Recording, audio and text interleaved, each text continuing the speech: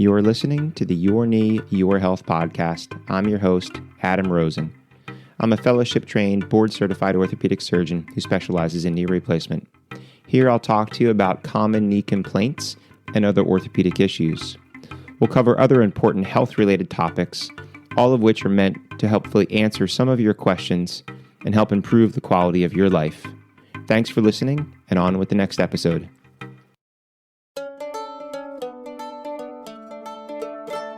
Hello and welcome back. This is Adam Rosen, and you're listening to the Your Knee, Your Health podcast. This is episode 74. So today's episode, I want to talk to you about hip fractures. This is a discussion that I have with a lot of patients and patients' family members when people are admitted to the hospital. And I also get questions when people come, they've had a hip fracture that was treated elsewhere, and they come in with lots of questions. So I sort of go through this whole discussion. Hopefully you and nobody close to you has to go through hip fracture and hip fracture treatment or hip fracture surgery. But if that should happen, I think listening to this will be really helpful just to kind of let you know what's coming and what to expect. And it also may teach you and inform you of some things that you can do or you can do for a loved one that might prevent them from falling and developing a hip fracture that gets them in this situation in the first place. So hip fractures, and in this specific discussion, we're going to talk mainly about, older patients, not the young motorcycle accident hip fracture victim, but in patients over the age of 65, there's approximately 300,000 hip fractures in the United States per year. And a large majority of them, almost 75%, are in females. So the scary thing that I always have to discuss with patients, though, and this is why this is such an important and big topic, is that if you're admitted in the United States to a hospital with a hip fracture, approximately 5% of those people will die and never leave the hospital. And 25% of those people in the first year following their hip fracture and hip fracture surgery may die. And those are really, really scary numbers. So, I tell people a lot of times when you hear about, uncle, friend, neighbor, mother, father that's admitted to the hospital with a stroke or a heart attack, I think right away there's a lot more concern and worry. But when people are admitted to the hospital with a hip fracture, I say, oh, it's just a broken bone. They'll fix it and they'll be out of there. And honestly, it's not typically the bone that leads to these bad complications, such as death. Things can happen to the bone. Anytime that you have surgery of any sort, you can get an infection. If you're fixing a fracture, you can get what's called a non-union, where the bone doesn't heal. If you have an implant, like a hip or partial hip replacement, it can dislocate. Or you can even fall and break the bone, even below where the hardware went in. More often, what happens to a lot of these patients, which can result in death or other complications, are the other organ systems.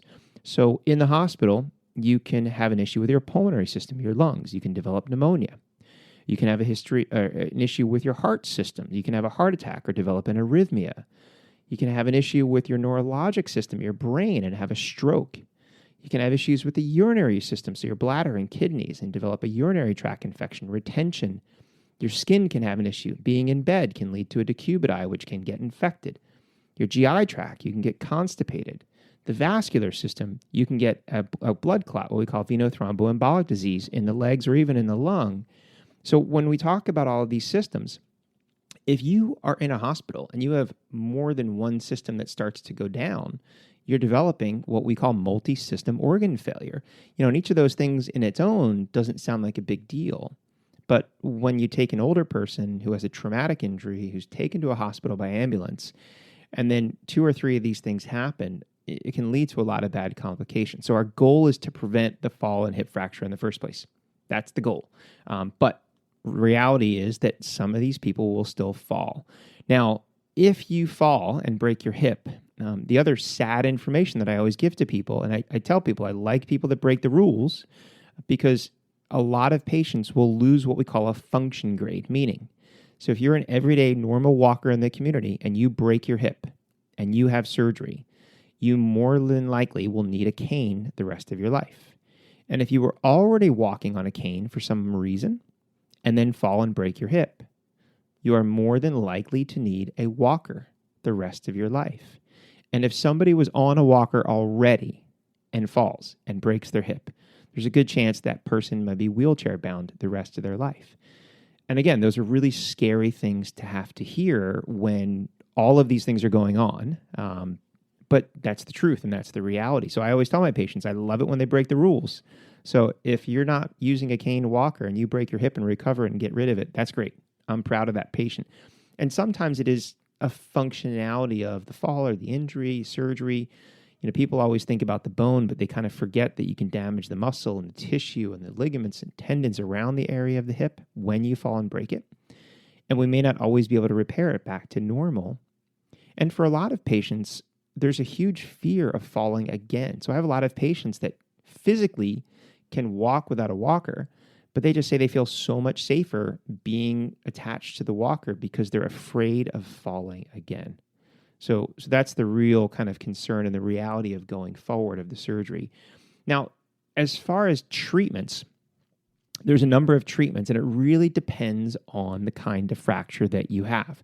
So there's very, very few instances where we treat hip fractures non-operatively. So there's a few instances in young patients that have certain stress fractures that you can, monitor closely. And sometimes people are, if they're too old, too sick to have surgery, sometimes the risks of anesthesia are too great. But the vast majority of patients are going to have surgery of some sort if you have a hip fracture. Now, this is where it gets complicated because, you've heard the story of so-and-so breaking their hip and this is what they had. So the decisions that we make are really based on where and what kind of fracture a person has. So usually in elderly patients, what we call fragility fractures, this is a fall from a standing height where you trip and fall and go down. If you break the structure of what's called the femoral neck, so there's the ball, and then there's the neck, and then there's the bump on the side of your hip called the trochanter, and then the shaft. So if you break the neck, which is below the ball, and it's not displaced or not complete, sometimes we can do what's called percutaneous pinning, where you make a small incision or through little poke holes and put screws across the neck. Think of it as shish kebabbing, like the head together, and those screws help anchor and hold the head into place so it doesn't shift or move, and then it should hopefully heal, which typically takes 10 to 12 weeks. Now, occasionally, if somebody has a hip fracture a little bit lower down, where the bump is, what we call the trochanters, then depending on how stable or unstable the fracture pattern is, this is something that we have to determine looking at the x-ray. We can either put a side plate with screws or a rod that goes inside the thigh bone and a screw that goes through. It looks like the number 7, where the screw bolts through the rod to help anchor everything in place. And those are also used for sometimes even a slightly lower fracture, what's called a subtroch fracture, which is a fracture below the bump. And those can be very, very difficult to put back together. But that rod tends to offer the best support for it. Now, what about hip replacements or partial hip replacements? So if somebody has a fracture up on the neck and the neck is displaced, then the decision is whether or not you replace the hip. So we can do what's called a partial hip replacement, what's also referred to as a hemiarthroplasty. So you're removing the broken ball, and then you're putting a post inside the thigh bone, which is typically glued, but in some instances maybe what's called press fit or squeezed into the bone. And attached to that goes typically a metal ball, which is the size of the broken ball, which is removed. And in some patients, especially if they have pre-existing arthritis, or if somebody is very, young, functional, but has this kind of hip fracture, the results show that patients with hip replacements actually do better than with partials. So we then go and do the same thing on the thigh bone side. Something gets squeezed inside the thigh bone with an artificial ball on top. But then you also clean out the cup and put a metal cup in. So if you've listened to my total hip replacement podcast episode, that'll talk to you more about those specifics. But it's a cup on the cup side that has a plastic liner typically, and then a post inside the thigh bone with a ball on top. And each one of these has its risks and benefits. If you have screws or plates or a rod, you're still waiting for the bone to heal. And sometimes even if the bone heals, hardware can become prominent and painful. And even if the bone heals, sometimes the ball can actually collapse or die, what we call avascular necrosis or osteonecrosis. And that would require something like a hip replacement. And if you have a joint replacement, a partial or full hip replacement, that comes with all the same risks as far as dislocation and other fractures. And any of these can get infected. So all of these injuries can have ups and downs, and you have to treat it based on the patient and based on the x-rays.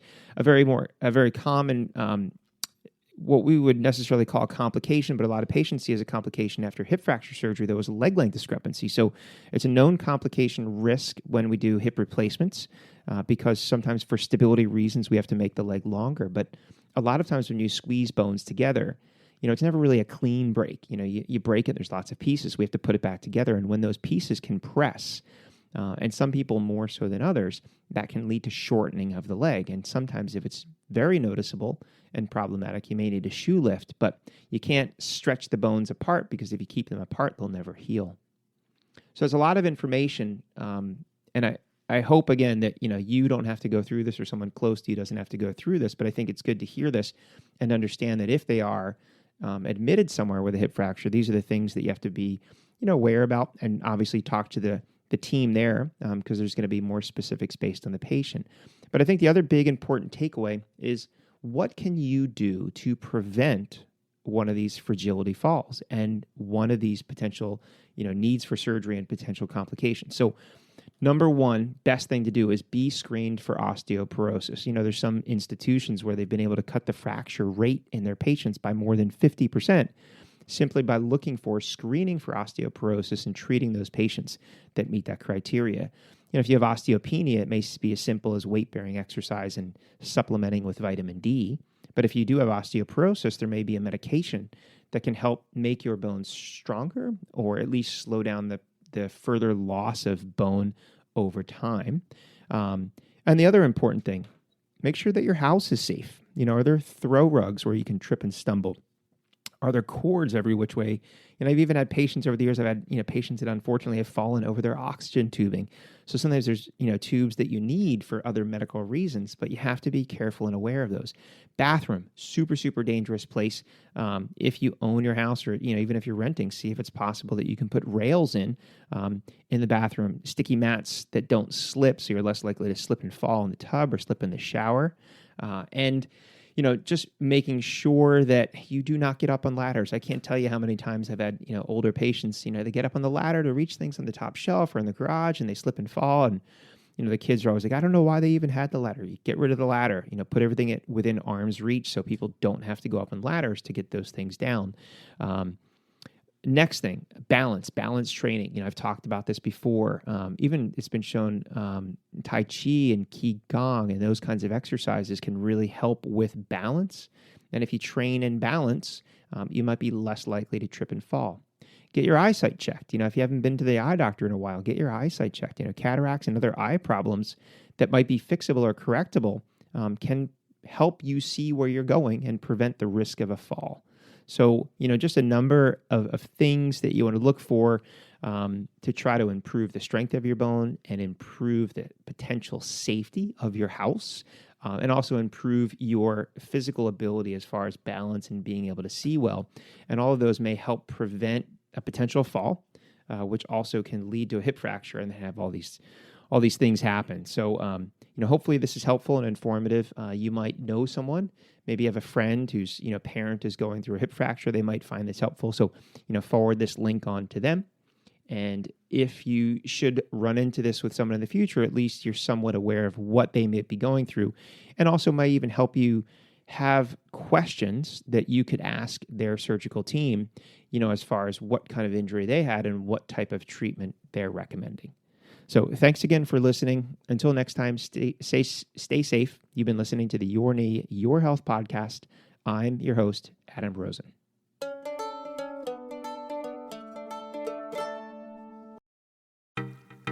Thanks for listening to the Your Knee, Your Health podcast.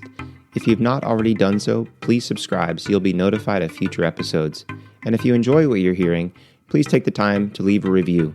It helps other people like you find the show. I'm your host, Adam Rosen, and until next time, stay safe.